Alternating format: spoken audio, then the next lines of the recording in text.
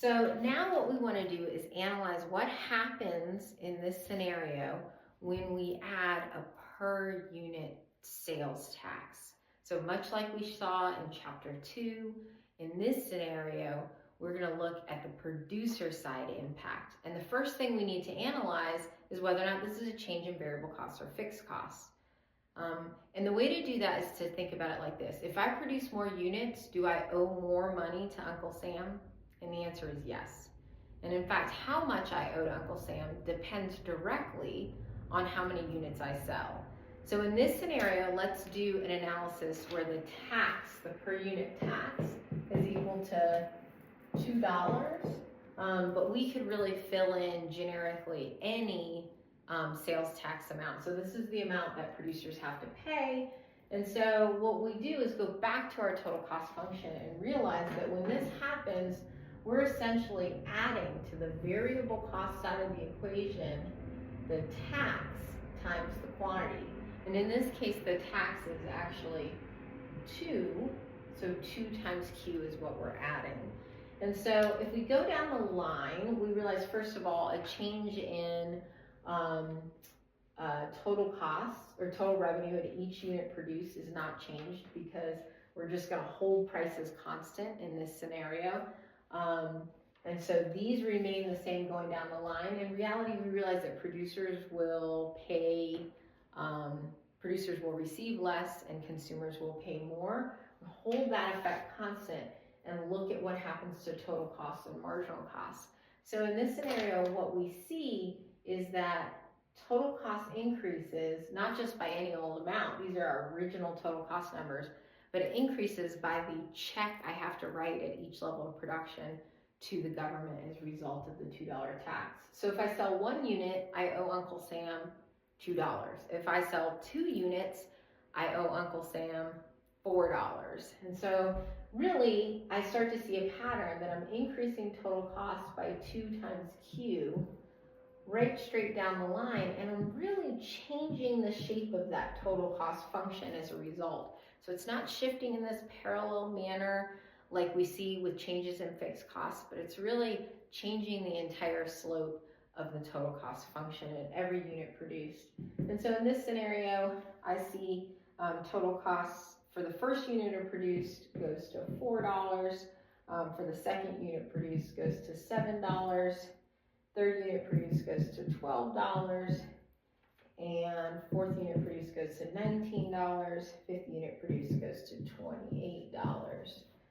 Now I have to look at what happens to marginal costs. So we didn't have marginal costs in our scenario that we had about a change in business license fee. And why is that?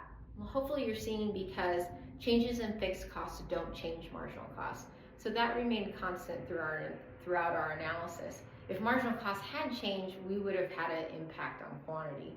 So right away, you're starting to realize that because this is a change in fixed costs, we should see quantity change. And not just in any way, because this is an increase in marginal costs, we should see a decrease in the quantity produced, which matches up to what we learned happens in chapter 2 when we impose a tax.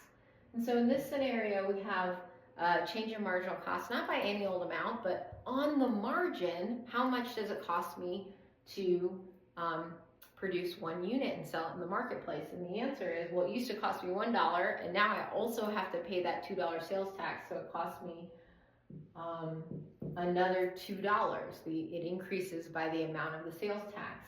If I sell 2 units on the margin, that second unit costs me exactly $2 more to produce. And so that pattern goes through all the way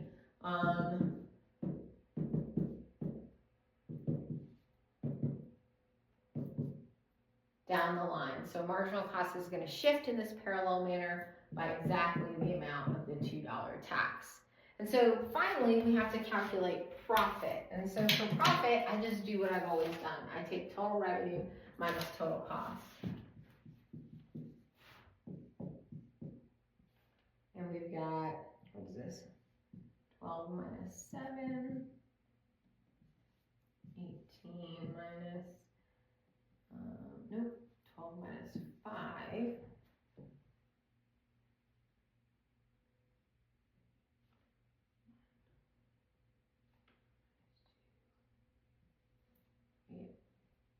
12 minus 7. I was right. I got thrown off. 12, 18 minus 12, which gives me that 6. And then I've got 4, 24 minus 19, which gives me that 5. And finally, what is it? 30 minus 28, which gives me the 2.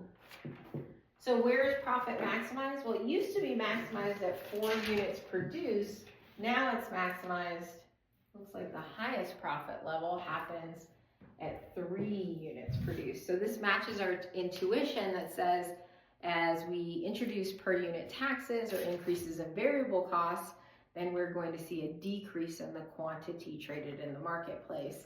And so this analysis helps to show how marginal cost changes, how total cost changes, how profit changes, because we produce a lower quantity in the marketplace.